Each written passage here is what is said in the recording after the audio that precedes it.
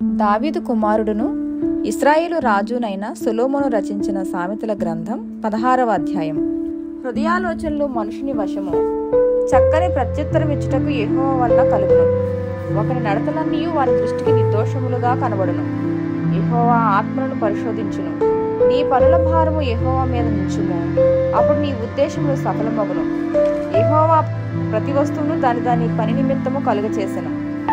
నాశన దినమునకు ఆయన భక్తిహీనులను కలుగచేసెను. గర్వహృదయులందరూ యెహోవాకు హేలు, నిశ్చయముగా వారు శిక్షనొందుదురు. కృపాసత్యం వలన దోషమునకు ప్రాయశ్చిత్తం కలుగును.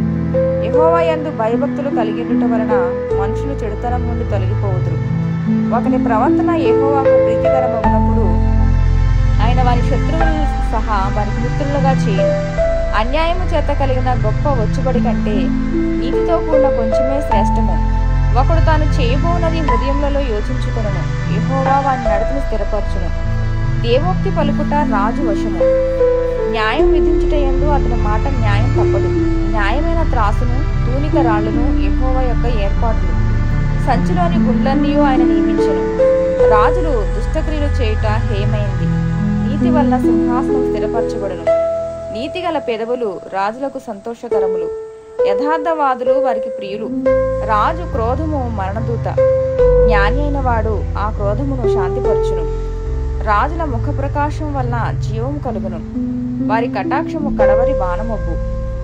అపరంజిని సంపాదించుట కంటే జ్ఞానమును సంపాదించుట ఎంతో శ్రేష్టము. వెండిని సంపాదించుట కంటే తెలివిని సంపాదించుట ఎంతో మేలు.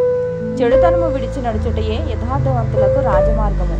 తన ప్రవర్తన కనిపెట్టువాడు తన ప్రాణమును కాపాడుకొనును. నాశనమునకు ముందు గర్వము నడుచును, పడిపోవుటకు ముందు అహంకారమైన మనసు నడుచును. గర్విష్ఠులతో దోపుడు సొమ్ము పంచుకొనుట కంటే దీన మనసు కలిగి దీనులతో పొత్తు చేయటం మేలు. ఉపదేశమునకు చెవియొగ్గువాడు మేలునందును.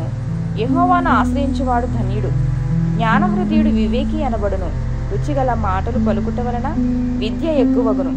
తెలివిగల వానికి వారి తెలివి జియోపు ఊట. మూఢులకు వారి మూఢత్వమే శిక్ష.